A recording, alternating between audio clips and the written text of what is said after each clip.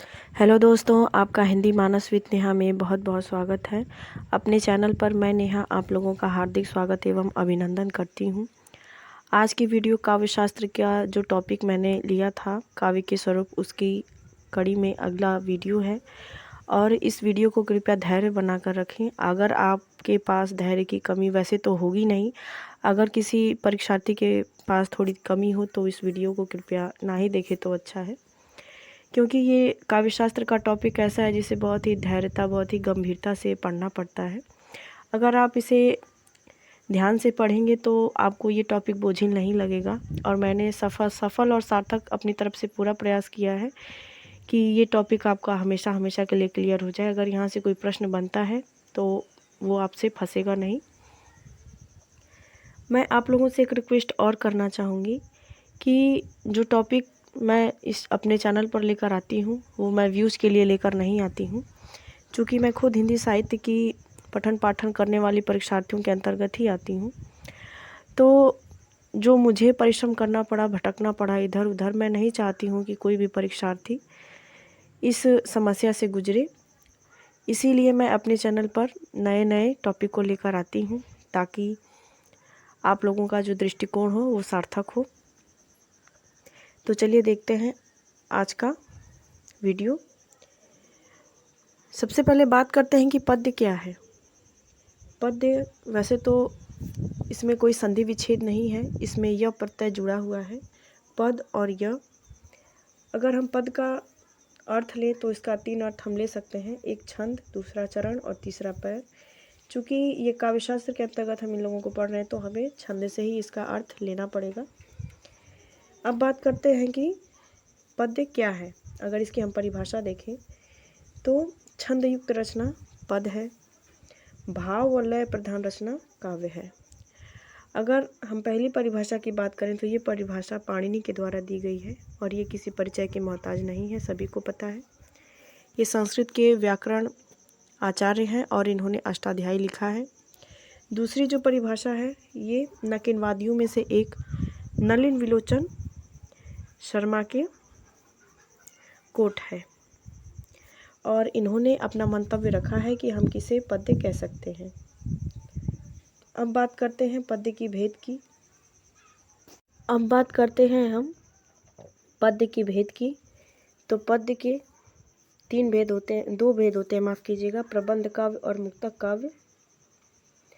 और वहीं अगर हम प्रबंध काव्य की बात करें तो इसके तीन भाग हैं, महाकाव्य, खंड काव्य और एकांतिक काव्य। मैंने भेद बताए थे शॉर्ट रूप में, लेकिन यहाँ पे थोड़ा सा हम विस्तृत देखेंगे। प्रबंध दो शब्दों से मिलकर बना है, प्र प्लस बंध, जिसमें प्र का अर्थ होता है प्रकृष्टता, या इसका दूसरा अर्थ हम लें तो अच्छी तरह, और बंध का अर्थ है बंधा हुआ।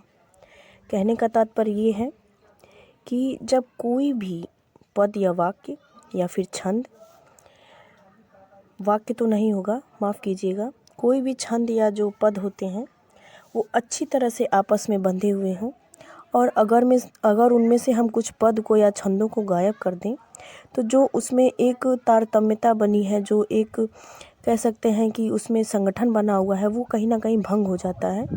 और जो उसमें कथा प्रसंग चल रहा है उसे समझने में हमें दिक्कत होती है। जैसे इसे हम उदाहरण से समझते हैं। मान लीजिए कि ये एक पद है, एक पद ये है और एक पद ये है, और इसमें पूर्वापद प्रसंग आपस में जुड़े हुए हैं। अगर इसमें से हम कोई बीच का पद गायब कर दें तो ये कथा कहाँ से रही आपको लास्ट वाले पद में आके समझ में नहीं आएगी। यही तो होता है महाकाव्य। जैसे हम उदाहरण से समझते हैं रामचरितमानस की, अगर हम मान लीजिए बालकांड को ही ले लें, अगर उसमें से हम 30 या 35 चौपाइयाँ दोहों को वहाँ से हटा दें तो उसमें कथा क्या रही होगी, अनुमान लगाना कुछ अनिश्चित हो जाता है। और यही प्रबंध महाकाव्य होता है। प्रबंध में आने वाले रचनाएं में महाकाव्य भी है, खंड काव्य भी है और एकांतक काव्य भी होता है, हम बात करेंगे उस पर भी। लेकिन अगर हम महाकाव्य के बारे में बात करें तो ये किसी भी व्यक्ति के संपूर्ण जीवन वृत्त को आधार बनाकर लिखा गया होता है, और अगर उसमें से हम कुछ पद गायब कर दें अगर, तो स्वाभाविक सी बात है कि मन जरूर विचलित होता है, उसकी तारतम्यता कहीं ना कहीं भंग हो जाती है कि इसमें क्या कथा रहा हो, क्या कुछ छूट रहा है। तो इसीलिए प्रबंध अर्थात प्रकृष्टता से अच्छी तरह से बंधा हुआ जो काव्य होता है वो प्रबंध काव्य होता है। आशा करती हूँ कि यहाँ तक आपके डाउट क्लियर हो गए होंगे। अब बात करते हैं महाकाव्य के बारे में, जो कि काव्य का पहला प्रारूप है। महाकाव्य का अगर हम अर्थ लें तो महा का अर्थ होता है महान या फिर विशाल। जो काव्य बहुत विशाल हो, जो बहुत महान काव्य लिखा गया हो, उसे क्या कहते हैं? महाकाव्य कहते हैं। इसकी अगर हम परिभाषा देखें, इसे अंग्रेजी में एपिक कहते हैं। भारतीय साहित्य की सर्वश्रेष्ठ एवं प्राचीन एवं लोकप्रिय विधा है। अगर आपसे कोई प्रश्न पूछे कि हिंदी साहित्य का प्रथम महाकाव्य क्या है, कौन सा है, तो वो तो है पृथ्वीराज रासो, जो कि चंद्र बरदाई द्वारा लिखा गया है। अगर आपसे कोई प्रश्न पूछे कि आधुनिक खड़ी बोली साहित्य का प्रथम महाकाव्य कौन सा है, तो क्या हो जाएगा? अयोध्या सिंह उपाध्याय हरिऔधकृत प्रिय प्रवास, जो कि खड़ी बोली हिंदी साहित्य का प्रथम महाकाव्य है। इसे आप याद रखेंगे। आगे है वह रचना जिसमें महान चरित्र, महान उद्देश्य और गरिमामय उदात्त शैली होती है, वो क्या होता है? महाकाव्य होता है। उदात्त मतलब महान भावों और गुणों को अपने अंदर समाहित किया हुआ। गरिमामय जिससे कि जो गौरव है वो एकदम अपने प्रकर्षता को प्राप्त करे। महान उद्देश्य, कोई भी महाकाव्य लिखा जाता है तो उसका बहुत महान उद्देश्य होता है। धर्म अर्थ काम मोक्ष में से कोई एक जरूर होता है। और उसका जो चरित्र होता है, जो उसका नायक या नायिका होती है, वो बहुत ही अपने अंदर कह सकते हैं कि महान गुणों को समाहित किए हुए होता है। अब देखते हैं कि महाकाव्य के क्या लक्षण हो सकते हैं। मोस्ट इम्पॉर्टेंट टॉपिक है और यहाँ से प्रश्न पूछे ही जाते हैं। अगर आप किसी भी साहित्य परीक्षा में जाएं, उसके आपने क्रैक कर लिया, अगर उसको कोई दूसरा चरण है तो वहाँ पे इससे प्रश्न बनते ही बनते हैं। वैसे तो ये संस्कृत का बहुत ही सारगर्भित टॉपिक है, लेकिन चूँकि हिंदी कभी भी संस्कृत के बिना पूर्ण नहीं होती है, कहीं ना कहीं अधूरी रह जाती है, तो इसीलिए अगर कोई संस्कृत पढ़ा हुआ तो मेरे बात से सहमत भी होगा। और कई राज्यों की परीक्षाओं में तो आप देखते हैं कि अगर टीजीटी पीजीटी का फॉर्म डालना है तो वहाँ पे नेसेसरी मांगता है हिंदी के साथ संस्कृत, उसमें से उत्तर प्रदेश एक है। तो इन सब बातों को छोड़ते हुए चलिए हम देखते हैं कि महाकाव्य के लक्षण क्या क्या हो सकते हैं। सबसे पहला लक्षण है महाकाव्य सर्गबद्ध होने चाहिए। जैसे कि आप किसी भी महाकाव्य को उठाकर देख लें, वो पृथ्वीराज रासो हो, प्रिय प्रवास हो, कामायनी हो या फिर साकेत हो, जो महाकाव्य हैं वो सर्गबद्ध होते हैं और उसमें कथा का विभाजन सर्गबद्ध रूप से किया होता है। अब बात करेंगे सर्गों के कुछ अलग अलग नाम हो सकते हैं, जैसे कि उन्हें प्रकाश कहा गया है रीतिकाल में। कुछ ऐसे महाकाव्य हैं जिन्हें कि प्रकाश कहा गया है।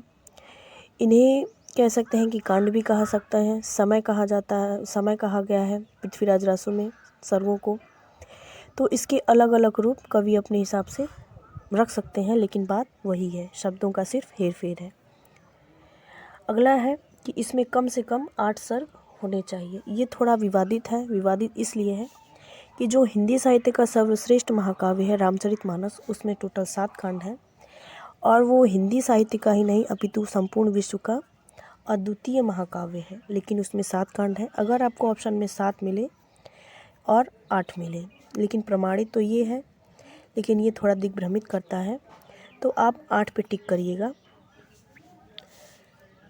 रामचरितमानस की अगर हम बात करें तो इसमें टोटल 7 कांड हैं और इसके अलावा हम बाकी महाकाव्यों की बात करें तो उसमें 7 या 8 से अधिक सर्ग हैं, लेकिन उससे अगर कोई भी सर्ग कम है, मान लीजिए 7 से कम अगर किसी में कुछ है, तो वो महाकाव्य की श्रेणी में नहीं आ सकता है।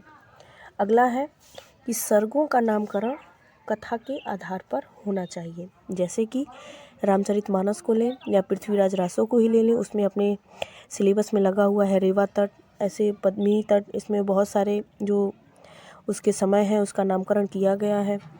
रामचरितमानस में ही बालकांड, अयोध्याकांड, अरण्यकांड, किष्किंधाकांड, लंकाकांड, उत्तरकांड, सब कांड किसी न किसी प्रयोजन के आधार पर ही रखे गए हैं। अगर हम पद्मावत की बात करें, जो कि अवधी का सूफी प्रेमाख्यान का अच्छा महाकाव्य है, प्रबंध महाकाव्य है। उसमें भी सर्गों के नामकरण किए गए हैं किसी प्रयोजन को लेकर ही। तो कहने का मतलब यही है कि जो सर्गों का नामकरण है वो कथा के आधार पर होना चाहिए। अब है प्रत्येक सर्ग के अंत में आगामी कथा की सूचना होनी चाहिए। जैसे कि कोई एक सर्ग समाप्त हो रहा है, उसके अंत में कवि अपनी कह सकते हैं कि शैली के आधार पर आगामी या फिर जो भावी कथा उस महाकाव्य में आने वाली है या फिर जो घटना घटित होने वाली है उसका सूक्ष्म अंकन वहीं पे दे देता है। अगला है कि महाकाव्य का नायक देवता उच्च कुल में उत्पन्न धीरोदात्त नायक होना चाहिए। उच्च कुल या फिर नीच कुल तो कोई नहीं होता है। ये यहाँ पे थोड़ा जो ये पॉइंट है ये प्राचीन साहित्य को लेकर रखा गया है, लेकिन इसे आप नेगेटिव नहीं होना है, क्योंकि नायक तो किसी भी श्रेणी का हो सकता है, या फिर उच्च कुल का या फिर नीची कुल का भी। लेकिन जो उसमें धीरोदात्त का मतलब है कि वो धीर अर्थात धीरता को प्राप्त कर, और उदात्त इसमें दो शब्द मिले हुए हैं। उदात्त अर्थात महान गुणों को अपने अंदर समावेशित किया हो, ऐसा नायक होना चाहिए। अगला है महाकाव्य का कथानक ऐतिहासिक, पौराणिक या फिर लोक प्रसिद्ध होना चाहिए। ये मोस्ट इम्पॉर्टेंट है। आप किसी भी महाकाव्य को उठाकर देख लीजिए, जो उसका कथानक है, कथानक का मतलब जो उसकी कथा ली गई है वो या तो ऐतिहासिक आपको मिलेगी या फिर पौराणिक मिलेगी या फिर लोक प्रसिद्ध अर्थात जो अपने लोक साहित्य या फिर जनमानस में प्रसिद्ध नायक हो और उन नायक से संबंधित जो कथाएं हो वो आपको इसके कथानक के रूप में देखने को मिलती हैं। आप किसी भी प्रबंध काव्य को उठाकर देख लीजिए महाकाव्य के अंतर्गत आने वाली श्रेणी के, तो आपको ये बात क्लियर हो जाएगी। अब अगला है महाकाव्य का प्रधान रस श्रृंगार, वीर, शांत रस होना चाहिए। जो जीआईसी की परीक्षा हुई थी अभी हाल में ही यूपी में, यहाँ से प्रश्न पूछा गया था कि एक महाकाव्य के अंतर्गत आप किस रस को रख सकते हैं, तो उसमें इन तीनों में से सिर्फ एक रस दिया गया था और वो रस था शांत रस। लेकिन यहाँ पे मैंने इन सभी को क्लियर कर दिया है। देखिए किसी भी महाकाव्य में चूँकि रस 9 है तो आप उन 9 रस को वहाँ पे रख तो सकते हैं, लेकिन जो अंगी रस होता है किसी भी महाकाव्य का, अंगी का मतलब जो प्रधान रस होता है वो सिर्फ एक ही हो सकता है, कई भी हो सकते हैं, लेकिन इन तीनों में से बाहर आपको नहीं मिलेंगे। और वो तीन कौन है? श्रृंगार रस हो या फिर वीर रस हो या फिर शांत रस हो। इन तीनों में से कोई एक अंगी रस होगा और बाकी सभी रसों का वर्णन उस महाकाव्य में होता है। तो ये बातें हमें देखने को मिलती हैं। अगला है जो महाकाव्य का उद्देश्य है वो धर्म, अर्थ, काम, मोक्ष की सिद्धि मांगता है। अर्थात जो महाकाव्य लिखा जाता है उसका कोई ना कोई एक प्रयोजन होता ही होता है, या वो धर्म हो, अर्थ हो, काम हो, मोक्ष हो। अगला है महाकाव्य का आरंभ मंगलाचरण या आशीर्वचनों से होना चाहिए। ये बात भी परिलक्षित होती है, आप किसी भी महाकाव्य को उठाकर देख लें, वहाँ पे मंगलाचरण अर्थात ईश्वर की स्तुति होती है या फिर आशीर्वचनों से उसका प्रारंभ होता है। अगला है महाकाव्य का जो नामकरण है वो नायक, नायिका या वृत्त अर्थात घटना के आधार पर होना चाहिए। नायक के अगर हम देखें तो पृथ्वीराज रासो नायक को लेकर ही लिखा गया, नामकरण किया गया महाकाव्य है। नायिका में पद्मावत बहुत ही श्रेष्ठ इसका उदाहरण है। वृत्त अर्थात घटना के आधार पर लिखा गया जो महाकाव्य हो उसे हम कह सकते हैं कि इसका नामकरण वृत्त के आधार पर हुआ है। अब देखते हैं कि महाकाव्य के कौन कौन से तत्व हो सकते हैं। तत्व मतलब एक महाकाव्य किन किन बातों से या फिर किन प्रमुख प्रयोजनों को आधार बनाकर लिखा जाता है। सबसे पहले इसमें आता है कथानक, उसके बाद आता है चरित्र चित्रण, तीसरा है इसका युग चित्रण, चौथा है रस भाव, पांचवा है छंद योजना, छठवां है भाषा शैली और सातवां है उद्देश्य। तो ये महाकाव्य के टोटल 7 तत्व हैं। इन तत्वों से मिलकर ही महाकाव्य बनता है। ये सातों को मैं विस्तृत रूप में अब अगले वीडियो में लेकर प्रस्तुत होंगी। आशा करती हूँ कि इस वीडियो से आप लोगों को बहुत ही अच्छी जानकारी मिली होगी और आप साहित्य में बहुत ही प्रगाढ़ रूप से काव्य शास्त्र में आगे बढ़ते रहेंगे। बने रहें इस चैनल पर। मिलते हैं अगले वीडियो। यहाँ पे मैं व्यूज़ के लिए वीडियो नहीं बनाती हूँ, क्योंकि मैं भी साहित्य की कह सकते हैं कि पठन पाठन करने वाले विद्यार्थियों के अंतर्गत ही आती हूँ। चूँकि जो कुछ टॉपिक होते हैं हमें बहुत भटकना पड़ता है इधर उधर, लेकिन मेरा प्रयास ये है कि इस चैनल पर जो विद्यार्थी जुड़ें वो परीक्षा तो पास करें ही, लेकिन साथ ही साथ अपना जो दृष्टिकोण है वो थोड़ा व्यापक रखें, क्योंकि परीक्षा पास करना हमारा उद्देश्य नहीं होना चाहिए।